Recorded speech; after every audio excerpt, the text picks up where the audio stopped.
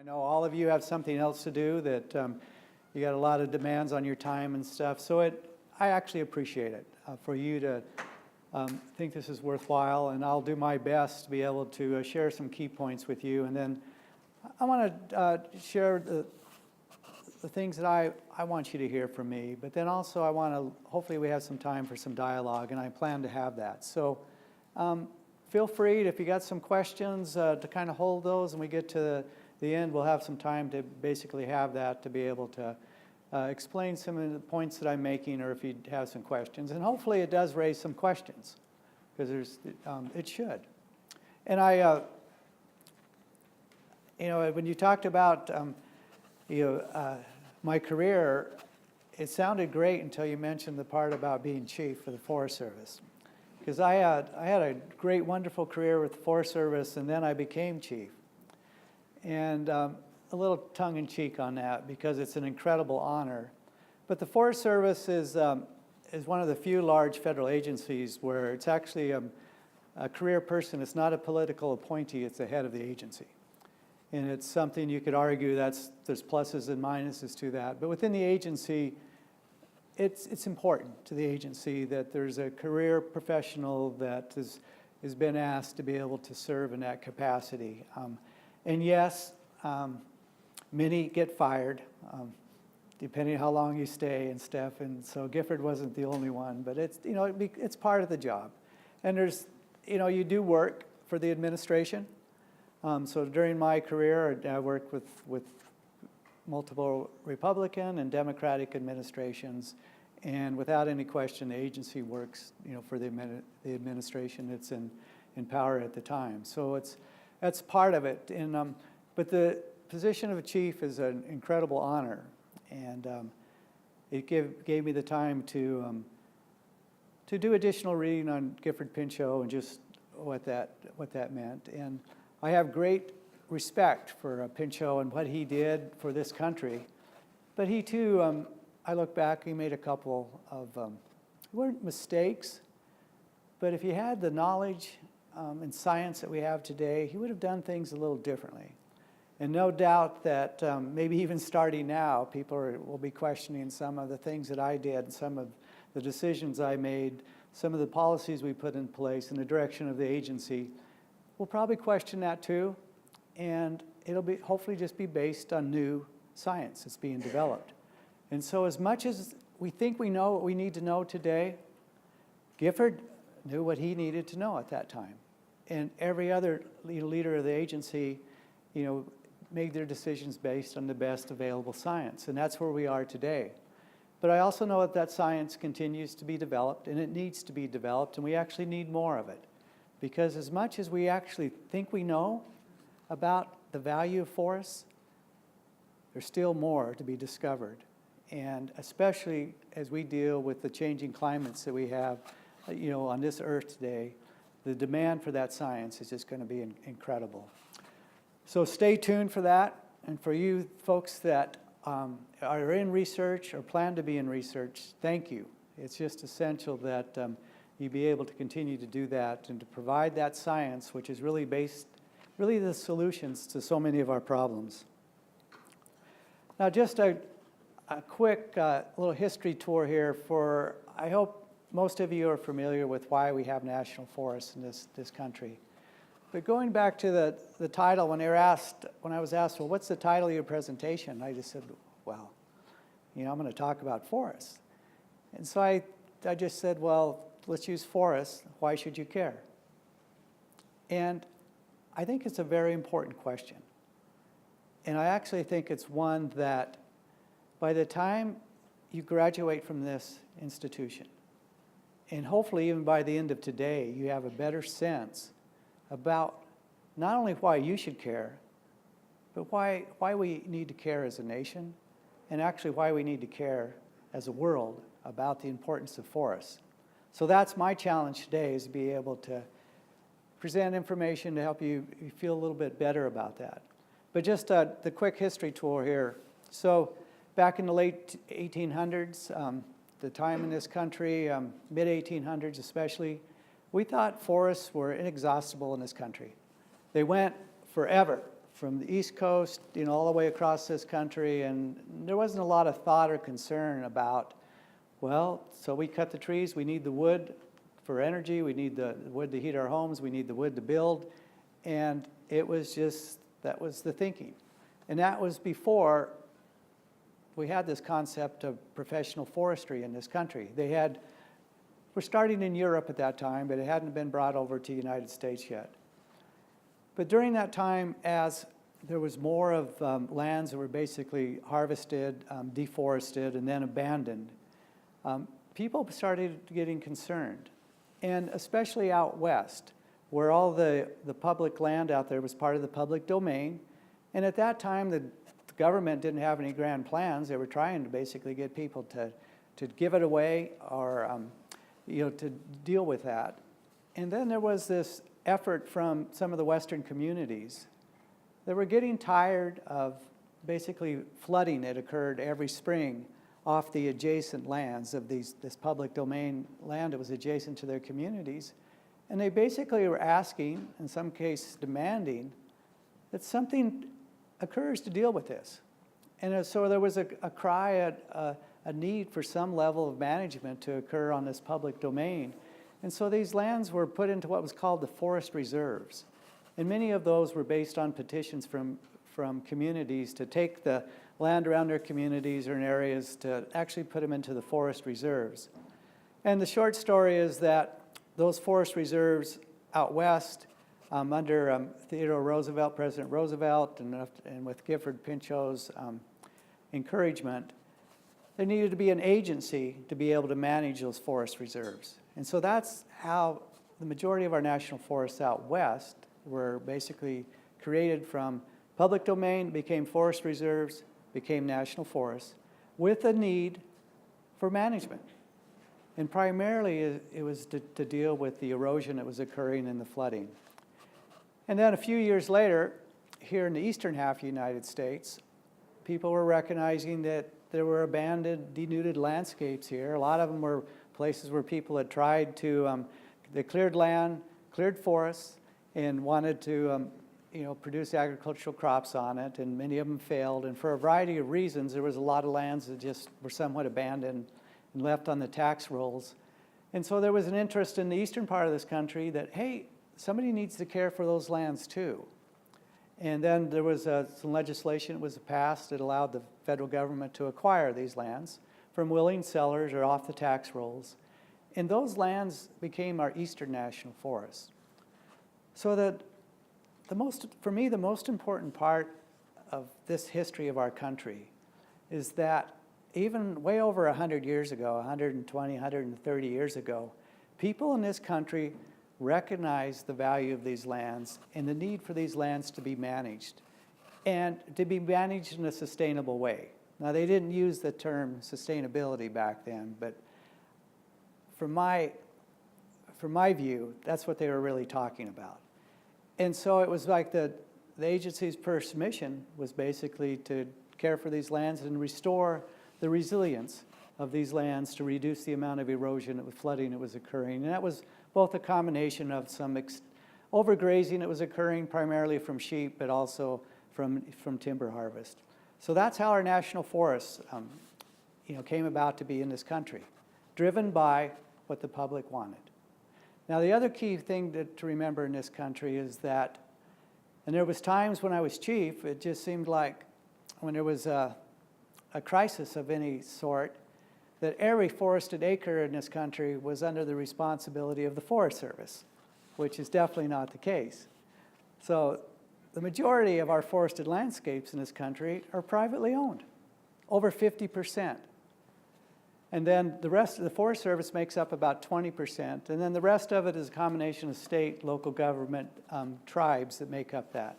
So when it comes to the forest estate in this country, it's privately owned. And that's an essential point, I think, for folks to understand.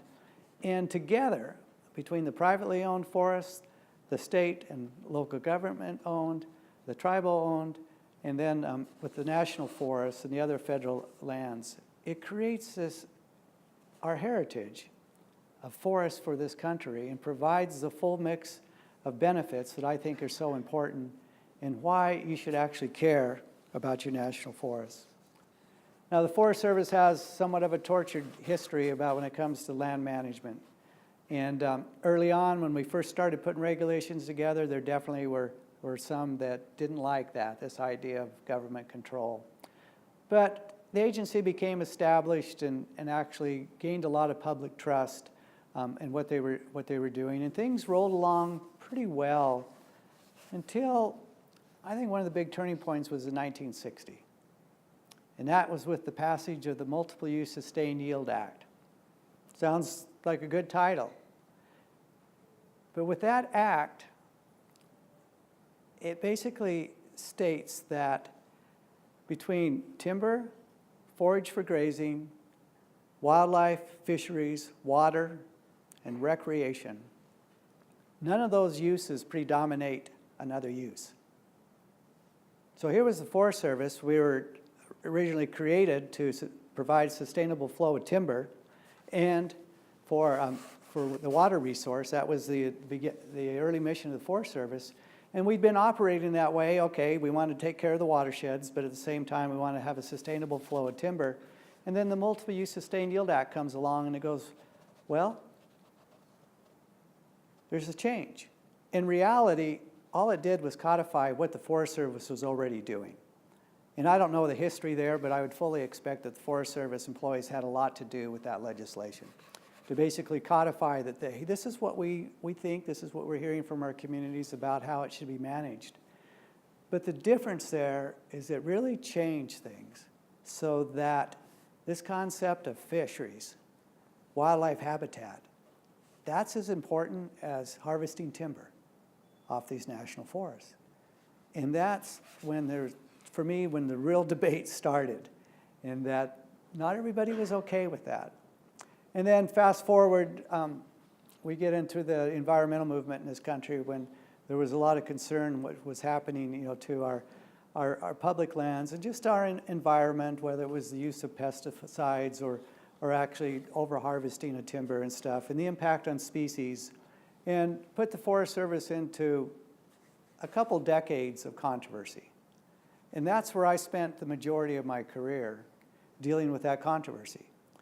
And I can tell you that I looked for every opportunity, every tool I could imagine to be able to find a way to get people to understand the importance of the work that the agency was doing, and that, why don't you agree?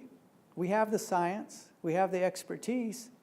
Everyone should be okay with how we're managing national forests. We had the requirement to do environmental analysis. And with that requirement, with that policy and under the regulation in the law, that we were required to seek public comment. So the agency did a lot of work to make sure that you knew what we were proposing to do on your national forest, and that you had an opportunity to comment on it, and we had the responsibility then to respond to your comments. And we did that, and we produced these wonderful environmental analysis, and we would publish those and put them in the Federal Register, and you could go to the local library and read them, etc. And check, right? Everyone should be happy. We listened to your comments, and we actually did factor it in. However, most of the public didn't feel that we were actually considering their comments, or actually we were paying any attention to them. So as I continued to work, in the agency, of trying to find a way to move forward, we started talking about the value of forests and the benefits of forests. And we had the data for things like when it comes to water. Well, 60% of Americans get their drinking water off of national forests. And it saves billions of dollars of deferred costs to our communities because they don't have to make investments into treatment plants or filtration. There's many cities where the water comes just directly. It goes through a small filter right into your homes off the national forest. So we talked about that, and why that wouldn't be the selling point about why forests are so important. And then today, we even talk about the value to our air quality and the importance that with our nation's forests, the Forest Service national forests plus all the private forests, but all the forests in this country, they sequester anywhere from 13 to 14% of the CO2 it's emitted every year. Now, for me, that in itself is enough reason why people should value forests. So if you imagine another 10 to 12 to 14% of CO2 that's in our air every year, we'd have a very different level of air quality. We'd be dealing with a lot of other issues. But forests do that for us. They sequester that carbon. And then there's the economic activity that's a byproduct of being able to care for these forests. Employs a lot of people. In fact, from the Forest Service alone, we support over about 450,000 jobs. And the contributions to GDP is in the billions of dollars. And I'd rattle those numbers off, and people would go, well, so what? I mean, why should I care? Okay, I know I turn on my faucet, I get drinking water. I appreciate, some jobs are created. Yeah, we have clean air, and, that's good, but the trees are just there. And then we talk about the recreational benefits. And not only the economic activity that comes from outdoor recreation and how important that is, especially to rural communities, and the difference it makes in those communities.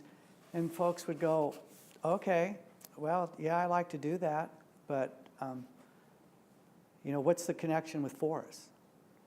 And so we struggled as an agency to be able to get this compelling message. We then even went to work with the agricultural community in this country to get them to understand the connection between forests and agriculture, to be able to produce the water that's needed for agriculture in this country, to produce pollinators that's needed for agriculture in this country. And again, we got this, so what? I mean, yeah, they appreciated that, but there wasn't a lot of interest on that. And so the more that we worked on this, of trying to build basically more support for the need for some more active management, things started to change in our environment.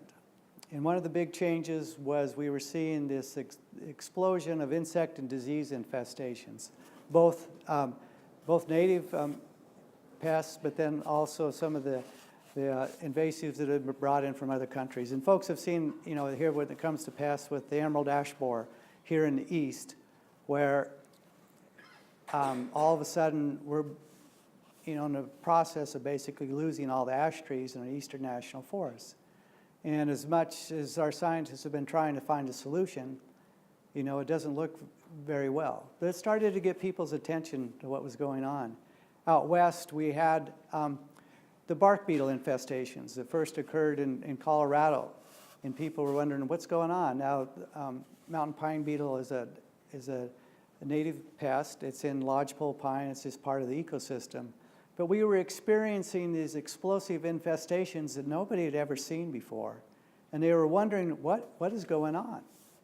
And so folks started, to ask those questions, and then along with that was what was going on with wildfires in this country, and probably mostly out west, without any question, in our dry forest types. But just like we saw here in Tennessee and in Kentucky, in North Carolina, a year ago last fall, those devastating fires can also occur about anywhere at any given time. And people started to get curious about what is going on. And I look back, and this was an opportunity that I'm not sure we fully even understood what we had, but I felt we were fortunate to be able to find a way to be able to grab that and to be able to use it as a way to start to communicate to people about the value of forests, and that there was a need for management. There was a need for us to be able to manage in a way that was different than we've done in the past. And one of the big drivers was the changed conditions, but also what also has occurred out on the landscape. Pinchot didn't have to deal with 44 million homes that were within or adjacent to the national forests when he was chief. But anymore, it seems like whenever we have an issue on the forest, whether it's insect and disease outbreak or we have a wildfire, you're threatening somebody's home, somebody's property, somebody's business. And it's a very changed environment. So all of a sudden in this country, there was more people that were really asking, okay, what's really going on? And it gave us an opportunity to really start to be able to talk with folks and start to have a compelling message about these are why forests are important and why we need to actively manage these areas. And it's not just the national forest, but it's also the private land forests, it's the state forests, and that the public needs to recognize this. And we started making headway and making some progress, but we were still, especially with the Forest Service, spending a lot of time in court and being litigated. And then some things started to change in the agency. And we had pockets of folks that were working differently. And that I could see that when I'd go to different places, this is even before I became chief, and I would see a difference in the community, the difference in the amount of work that was getting done, and there would be much greater support for why it was important. And we started looking into, okay, what's going on there that's different than the rest of the country? And granted, there was some excellent individuals there working for the agency, but what was it that they were actually doing differently? And then I personally had the experience when I was in Montana to be exposed to this through a couple things. And it allowed us to fully embrace this concept of collaboration. Now, folks, okay, why is that such a big deal? The simple concept of working together. Well, why is that so different? And we'd always worked with the public as an agency, but we would struggle with a lot of conflict and a lot of lawsuits and stuff. But we had these pockets where people were working differently. And we made some changes when I was in Montana about how we were working with the public. And the real difference here, and this is probably one of the most important messages, if you get nothing else out of this today, this is important. That if you truly are going to work together, you got to come into the room working that way. You cannot still be at the head of the audience like this and be talking to people. You cannot still come in and say, well, yeah, we want to hear what you have to say, but we're actually still going to do it our way. And granted, the Forest Service is still required to make the decisions. But we had to find a way to be able to embrace this concept of collaboration so that people felt that not only did you have a chance to truly be listened to, but you were engaged in the process. And I'll tell you, it's not easy. It wasn't easy for Forest Service employees, and I don't think it was easy on some of the groups we worked with. Because first of all, they didn't trust what was going on. They didn't really trust the Forest Service. But through some of the early work and some of the work we did there in Montana, we were able to demonstrate that we could make a difference. And how this came about was by developing the trust. And this concept of collaboration is not easy. In fact, it's nothing but hard work. And if there's anyone that's been engaged in a collaborative effort and spent all the time and hours, and usually you're having to meet on weekends and at night and that sort of thing, a lot of our employees would really question, like, well, why do we have to do this? Well, the difference is that because of that work, we were able to actually implement actions that made a difference on the ground, made a difference in the condition of our forests, and we were able to do it with the support of community and the support of those diverse interests. And that's another key part of what we learned about having collaboratives. You got to be willing to have every voice at the table. No matter how much you disagree with maybe what you're going to hear from those folks, it is absolutely essential that you welcome all the diverse interests in that group. And you don't have to have everybody in there, but you got to have interests, whether it's from environmental community, the conservation community, interests from industry, and ideally local government. Some of our most successful collaboratives is when we could get a county supervisor, county commissioner that would actually be on that collaborative group and to be part of the process. But it was, having that diverse set of interests is absolutely essential. And through this concept of collaboration, it also opened up the avenues to be able to really talk about the benefits of forests. And we were able to build support with some of our opponents in the past that started to carry the message about the importance of water, the importance about air quality, the importance of biodiversity. And where they used to use that somewhat against what the Forest Service was doing, they were now using it to support what the Forest Service was doing. And I acknowledge that we made better decisions. Now, they weren't the decisions I probably would have made on my own. I acknowledge that. Because every collaborative effort that I've been through, you end up with an outcome that's different than at least what I thought where I'd end up, or at least what I personally thought was the right thing to do. But as an agency, that was something we had to learn how to be okay with that. And to be okay with accepting a compromise where you had support from the community, support from the public about how to move forward to be able to address these issues on our national forest, to deal with the forest health issues, and do it in a way that maybe wasn't quite as much or as quick as you wanted to do, but you're actually able to implement. And through that implementation, we started building trust so that the next time around, it was a little easier to reach agreement with the group to be able to move out. But I'll tell you, it wasn't easy for an agency to actually kind of give up. Some of our employees thought we were giving up our authority. In fact, I was challenged that the concept wasn't even legal.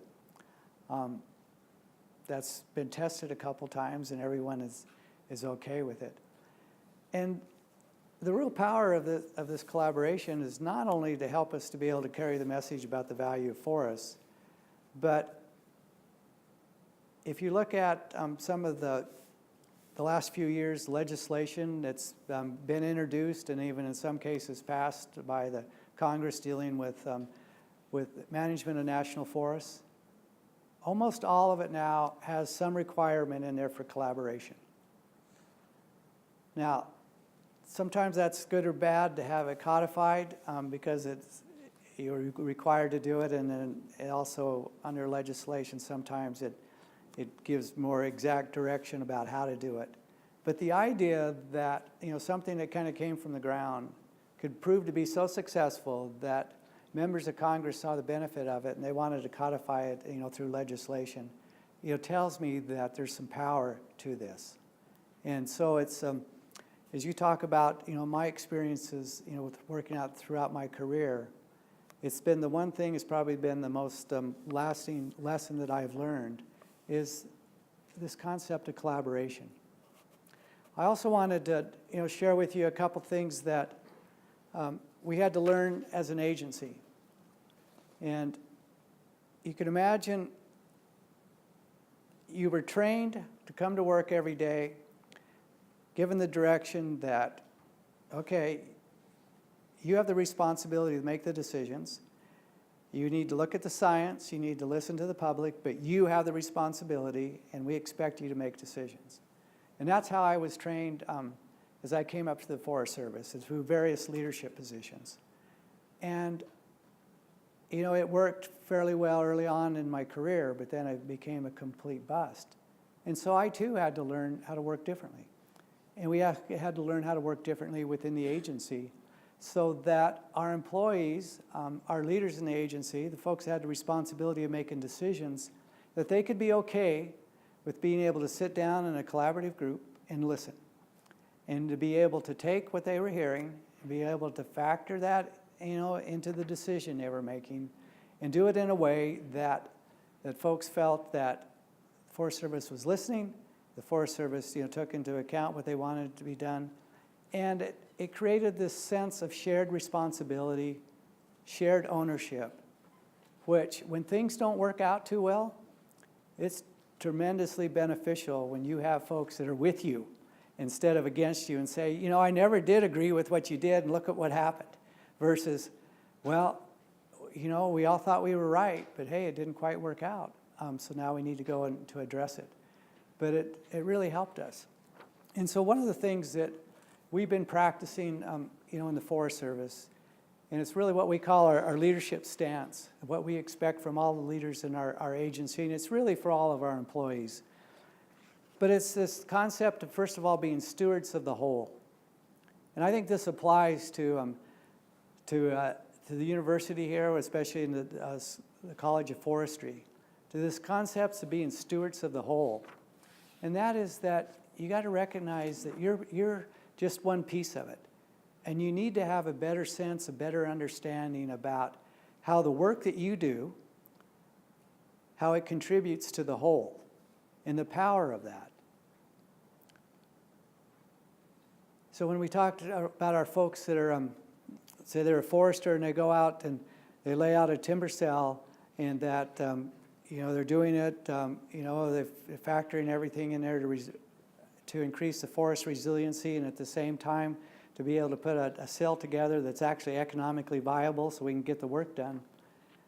But what's even more important, that they understand the benefits of that and how that benefits not only the trees there, but it benefits the wildlife habitat. It benefits the soil.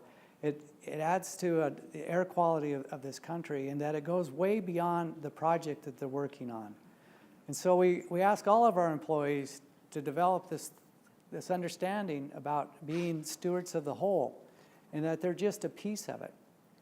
And at the same time, when it comes to folks that work in recreation on the National Forest, and we're a big provider of outdoor recreational experiences, everything from the 122 ski areas that are on the National Forest to 159,000 trails, all the people that are employed, the 27,000 developed recreation sites. But we're a big supplier of outdoor recreation. But we ask all the folks that work in recreation that they understand the benefits of having healthy, resilient forests and the need for management of those forests to be able to ensure that when people come out to recreate, they get to go out there on a healthy forest. They get to see the clear water running in the stream versus the consequences of when we've had a catastrophic fire and those streams run dark with sediment for 2 or 3 years following that fire. So they need to be able to explain and help people understand when they are out there with the public that, yeah, you're out here to enjoy the outdoors, to ride your mountain bike, go for a hike, ride your horse or whatever, but you also need to have a sense and an understanding of why it's important to manage national forests. So this concept of stewards of the whole, I think, is essential. And it's one of the things that I would expect universities would also be thinking about too, as students graduate, that they have this more sense of the whole, besides individual separate disciplines, but have a better sense of, say, the value of forests. And to be able to, at least be able to talk and share about it, and whether it's just the wood that's produced, but it's the wildlife and fish habitat, the air quality, the water quality, the biodiversity, and why that's important to America. And in summary, all those benefits for me is simply the quality of life that we're so fortunate in this country to be able to take for granted. The other part that we ask our employees to do is to really see the opportunity. And that is to be thinking about more what can we be doing versus always be focusing on just what we're doing at that moment in time. And this helps us to really understand and be open to differing opinions. And I admit, for many of you, you might find this is easy. But I still have to work on this definitely when I was still with the Forest Service, had to work on it on a daily basis. When somebody I was meeting with had such strong differing views that, the first thing I wanted to do was just quickly, to defend my position and to convince you that you're wrong, I'm right. I mean, that was my natural reaction to that. And this is an issue that I've had to work on, to truly be open. And it's not just to politely sit there and listen while somebody's talking to you and nodding your head and, okay, as soon as they get done, I'm going to quickly debate that and I know that I'm right and they're wrong. No. It's to actually make that commitment and to be open to understanding where they're coming from and to spend the time and the energy to actually understand that before you start to question it or defend your position.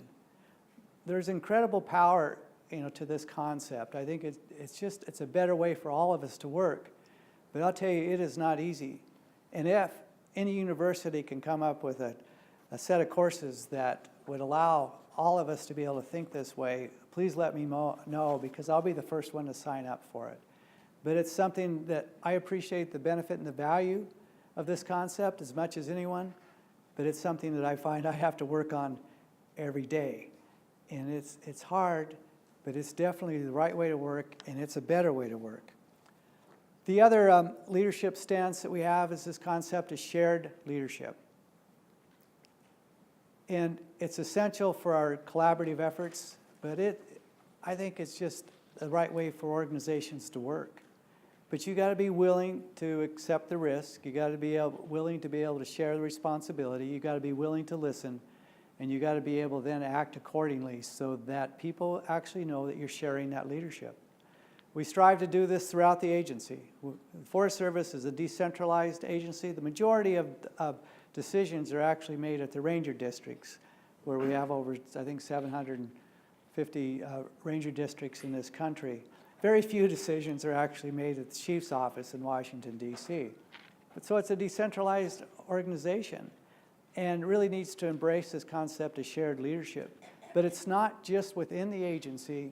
It's also to be willing to be able to share leadership with the community, with community leaders, with people that often you might have strong disagreement with. But through this concept, we are becoming more and more successful to be able to move forward, to be able to implement the actions on the ground that our forests need to be able to restore the forest resiliency. And then the last of our leadership stance is to build community. And that, once again, is this concept of being fully inclusive and really valuing diversity of thought and building a community so that when people think of the Forest Service, they see it as this inclusive organization where I know that I can come there and express my point of view, and no matter what they really might think about it, they're truly going to listen to that. And the more of this community that we can build around the concept of forestry, not only is it going to help the national forests, but I think it's also a key for us to be able to deal with the nation's forests, to build this understanding that the real true value of national forests. You've got to find a way where you can connect with people as individuals. As much as the $1 billion of this and the 100,000 miles of that, the 13 to 14% of CO2 that's sequestered, all of that are compelling arguments to me, and I just go, wow. I mean, who could argue with that? But the reality, it just doesn't connect with people. And so the more that we can practice this concept of building a community, it gives us an opportunity to build more support, more understanding for the real true benefits of forestry. And when you have that, we have a lot more people that are really carrying our message, because we still have a long ways to go. I feel that we're making good progress, and today that more so than any other time during my career, there is a greater appreciation of the benefits of forests in this country. But there still is a ways to go, because every time there is another issue that comes up, and a few years ago we had an example when it was probably about 8 or 9 years ago in this country, we were talking about using biomass to produce electricity. And we weren't talking about using saw logs to produce electricity. We were talking about the residual material, the small diameter material that needs to be removed for forest health, and to use that to create energy versus paying somebody to pile it up in the woods and burn it. And quickly, some of the environmental community goes, wait a minute, you're just going to clear cut all the national forests now to produce electricity, and we're not okay with that. There was no community to understand that. There was just a reaction to it based on whether it was a true fear or just a concern. But we have that in this country. We had another one just a few years ago in the southeast, our southeast forest, primarily off of a private forested land. There's an export market for wood pellets to Europe. to help them to meet their requirements for renewable energy. And there in the southeast, we have the infrastructure in place, we have the mills, and so they quickly put together infrastructure to produce pellets, and we're shipping pellets to Europe. Well, one of the environmental groups in this country knew that it's hard to stop that coming off of private land, and so what do? They go to Europe and make their case that this is going to result in deforesting all the southeast forests in the United States. So the European Union hears about this, and then they get excited about, well, we can't be importing those pellets, from the United States. You can't really prove to us that it's sustainable, and look at these pictures that we're having. And we haven't completely resolved that issue yet, but we have made a lot of headway on it.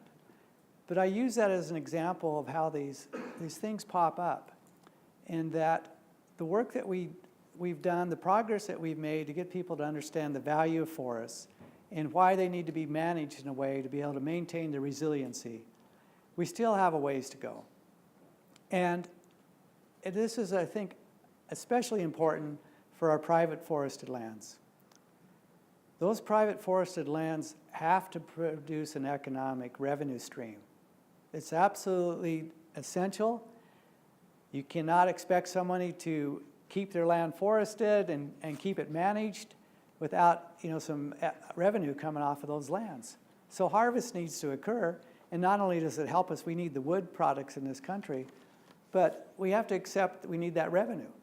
And so when I was talking to the wood pellets industry representatives after I'd been over to the EU to talk about why we were not deforesting the southeast part of this country, when I was talking to the industry heads there, the case that I was making to them was that, yes, you can feel good about that you're in the renewable energy business, and you're taking this low quality biomass and putting it to use that helps defray costs.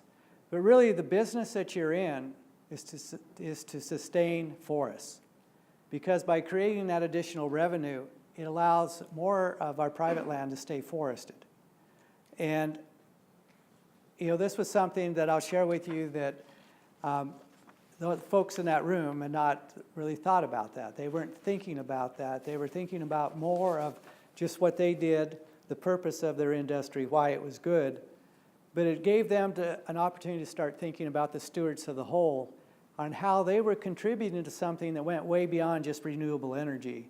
It helped to be able to sequester that CO2 in this country, provide the water that comes off our private land forests, all the biodiversity that we get off our private land forests. It goes way beyond the benefits of renewable energy, even though that in itself is not a bad thing. So as we move forward to be able to find a way to convey to folks about the value of forests, we got to find those opportunities to make that individual connection. And the thing that I was very pleased to hear with my time here on campus this week about your urban community forestry program, which is essential. Not only do we need to be able to maintain our urban forests, but it gives us the best opportunity to be able to build a community in our urban settings to get people to understand the benefit of forests. I think we're around 83% of Americans now live in an urban setting. And if we truly want folks to understand the value of forests, understand those benefits, we got to find a way that we can connect with them directly and find those individual connections. And to be fair, it's going to be hard for somebody living in Detroit or Chicago to really care about what's going on the nation's forests. They might drive down the road, enjoy the fall foliage and stuff, and they see that. But is that going to be enough for them to understand that not only do they need to know and to care, but they also got to be willing to make the investment? And whether it's the comments that they make to their elected officials or the decisions they make in their private lives, to be able to make that investment, because it's going to take a sustained investment to be able to maintain our forests. in this country. And I don't think we begin to really understand the true value of forests. And so that's another opportunity that I see, especially from our universities, to be able to continue the research to provide not only the additional markets that we're going to need to be able to basically pay for the work that needs to be done, but also to be able to find better ways to be able to convey the benefits of forests. So these are the things that I wanted to share with you this afternoon. And I appreciate your time, but I'd also now would like to kind of turn it over to you and to be able to see if there's some questions about anything that I talked about today. And then at the end, or if it comes up in one of the questions, I do want to take this time to be able to talk to some of the students, especially about careers in the Forest Service. But before we get to that, I'd like to just pause and be able to ask you if you have some questions about anything that I've shared this afternoon.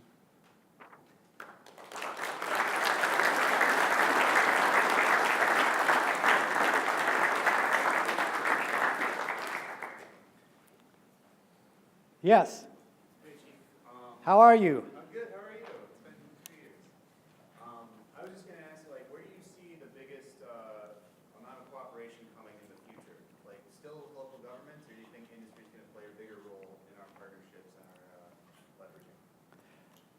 Well, I think it needs to be a combination of all. And definitely industry has a role. And we're doing work with with the industry now to get them to understand the benefits and I think the responsibility they have to help convey this message about the benefits of forests, and for them to also be talking about all the benefits, for them to be stewards of the whole and not to be focusing on the bottom line. Now granted, they have to do that. They have a responsibility to their shareholders, but they can actually build more support not only for their industry but even for their individual businesses if they can even get their shareholders to have a better sense that your investment not only is giving you a decent return, this is something that's really making a difference in your life. And I think that's the way we need to just go after those connections. So I think it's going to take all of us to be able to find ways to be able to connect with people so that you're willing to act differently, you're willing to invest differently, and to feel good about that. Yes? One of the ways we often talk about demonstrating stewardship is through the certification programs. Yes. Do you feel like those are effective as they are, or how do you see those? Yes, and I think it's going to be even more essential in the future that we have certification programs that, without any question, that wood product is coming off a land base that's sustainably managed. And I think we're going to be challenged on that, even more so in the future.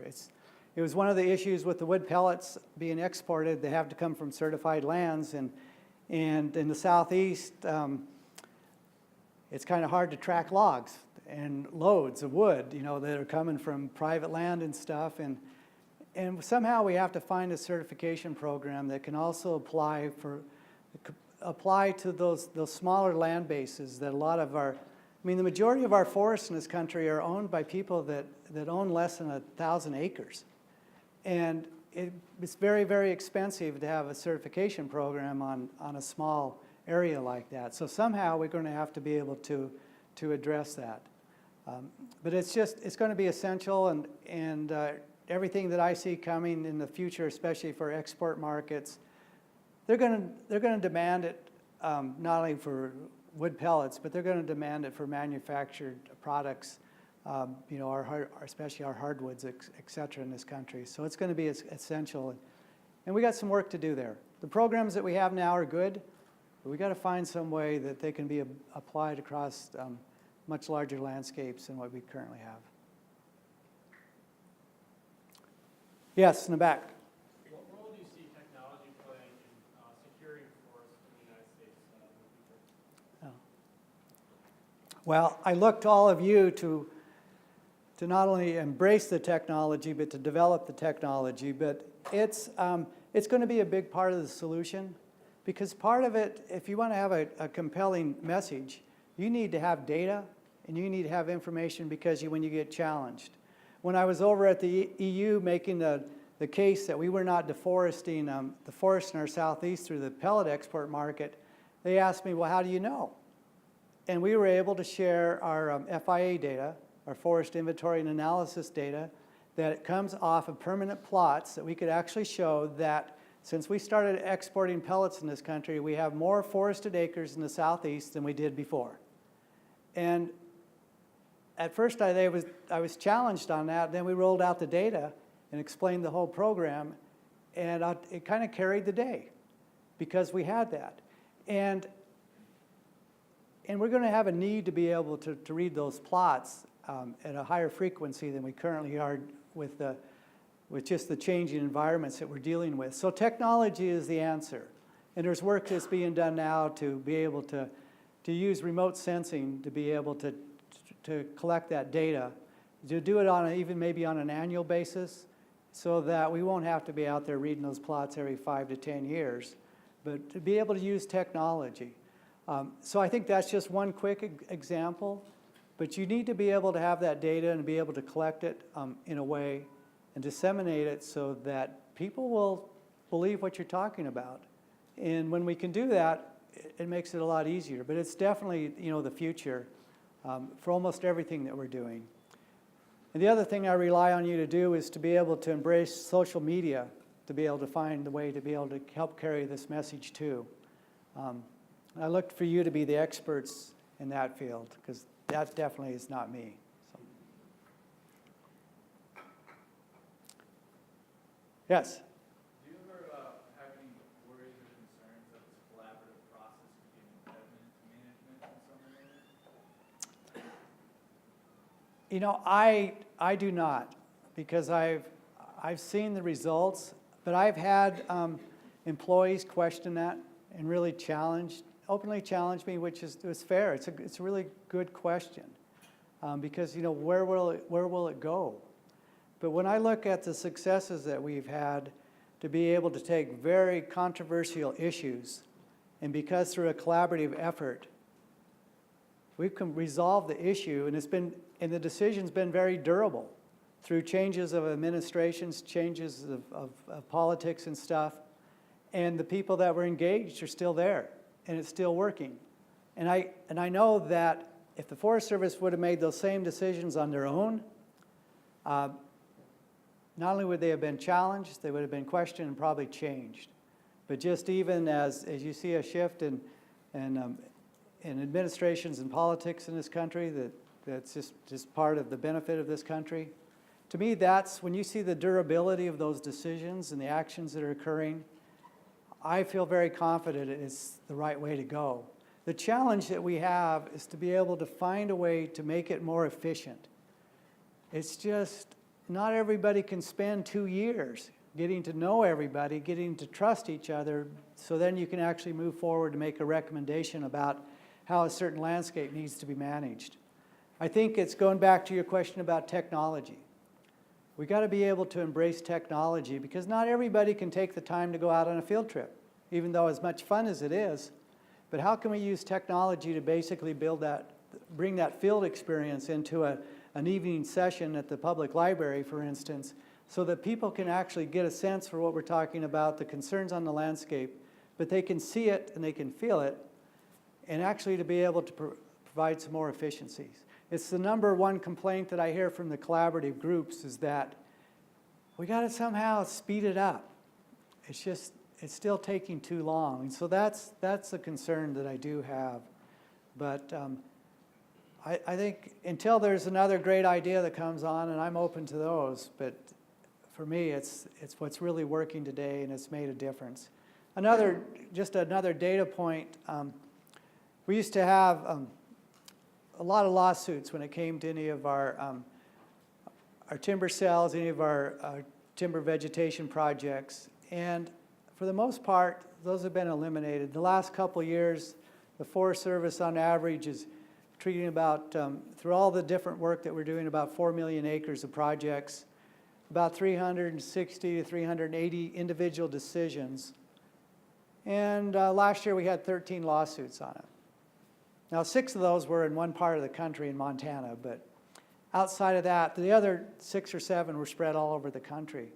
So we actually get, where our big litigation caseload is actually when it comes to decisions on travel management and recreation use.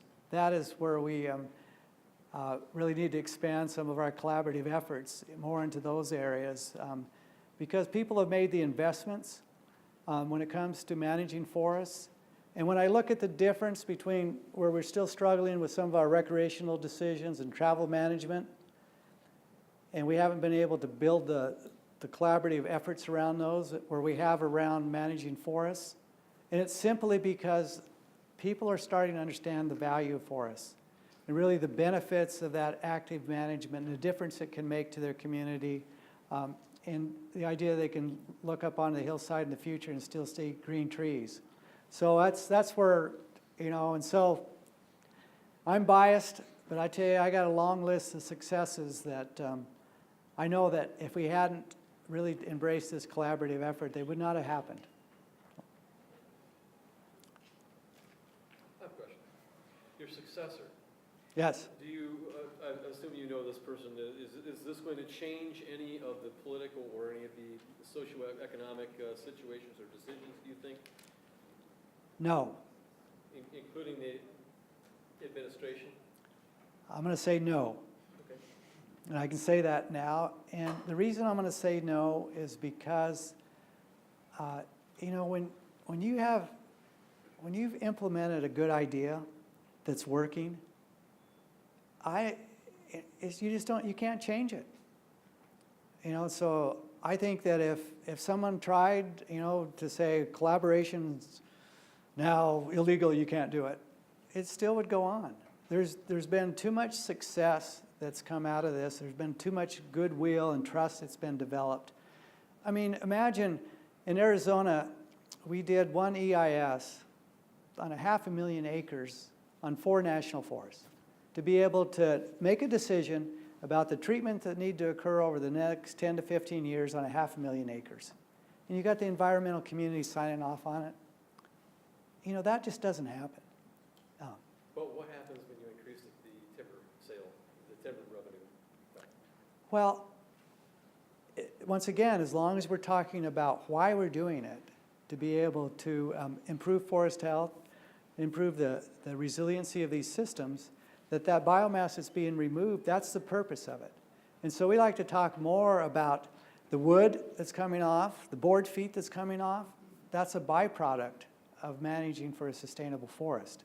It's not the outcome. That's not the outcome. It's just one of the outputs, along with improved water quality, biodiversity, air quality, quality recreational settings. So that's how we want to be able to continue to talk about it, and we need to. I mean, I'm on record for the last few years of saying, at a minimum, we needed to double the number of acres we were treating every year to be able to start to catch up on the backlog, to really address the forest health issues that we have identified on the national forests. And this is in the eroded part of our forests where there's no controversy. It's just, there's just a need. And we're making a little headway by working with the states through a program that we were fortunate to get through under the 2014 Farm Bill, the Good Neighbor Authority, that allows us to work with the states, to be able to use state capacity to be able to get more work done, and to be able to use the revenues to be able to then offset the state's costs. And were people nervous about that? It was like, when that got done, some people were going, how'd you let that happen? And I go, just trust us. And so far, it's working out well, and those projects are not being litigated. So I think it's the more that we can always stay anchored in what we're really after, the end result, then I think we're going to be okay. And there's just we have the science. I mean, that's kind of our anchor, that we have the science and we need to share that science. And then once again, to be truly open and listen to the dialogue and be able to talk about it. So Tom, I think that the students here would appreciate hearing a little bit about careers in the Forest Service, a minute or two. And Okay. we conversation at the reception. Okay. Outside the auditorium. Thank you. Well, I acknowledge that I'm biased, but I would share with you that if you want to have a career where you look forward to coming to work every day and do it for over 40 years, I would strongly encourage you to pursue a career in the Forest Service. And I don't say that just on my personal experience, but the reality in the Forest Service is that many folks that come to that agency, they end up spending their entire career. And today we do everything we can to encourage people to go work for somebody else and then come back. It's one of the greatest compliments when folks leave the agency. They go work for another agency, or they go to work for a private firm or go to work at a university, and then they come back to the Forest Service. It's one of the greatest compliments the agency, I think, can receive when folks want to come back to be part of it. But the reason I would encourage you to consider it is that it gives you an opportunity to be part of something that's so much larger than yourselves, and to be involved in something that truly makes a difference. And whether you work for the Forest Service or work for the DNR or you work in private industry, to give you this sense of accomplishment that what you do every day is important, and it's making a difference. And there's a lot of careers that you can do that in. I would hope most careers are. But that's, to me, is the real benefit of working in forestry, and I just think the U.S. Forest Service is a great organization. We're an organization of about 40,000 individuals with our permanent and seasonal workforce. But we truly do embrace this concept of being an inclusive organization, where we really value people for who they are and what they can do. So I would strongly encourage you to pursue it. It's not easy. It's not easy to get in. We do have a program in the federal government where if you're within 2 years of when you've graduated, you can apply for jobs under what's called the Recent Grad Initiative. It's something that I would encourage you to think about. We also have our intern programs for you to pursue one of those, to try us on. It may not be a good fit. I get that. So, it may be, it's a federal agency, it's a bureaucracy, that's not what I'm interested in. But I would encourage you to at least give it a try. And whether you work for a day, work for a summer, or you work for 40 years, I think we all benefit from it. And we actually need you. I mean, that's the other key part of it. It's one of the reasons that I look forward to be able to be here, is that it gives me an opportunity to be able to talk with students, to hear what you're thinking, but also it gives me a chance to be able to promote the Forest Service. And I'm sure everyone else, if they were talking about their agency, their organization, they would be giving probably a same message. But for me, it was 41 plus years where I was eager to come to work every day, and it sure made it easy. So you got to think about it. Many of you will spend 30 or 40 years in a career, and I think it's helpful if you can think about, what I do really is making a difference. I'm making a difference in people's lives, even though it's indirectly, but the work that we do is so essential to the country, and also the responsibility we have for leadership when it comes to forestry around the world, too. So we actually have an international programs division of the Forest Service, too, for those that are interested in working abroad. We got a job for you. So it's probably enough of that. All right. Please join us for the reception, and let's thank Chief Tidwell one more time.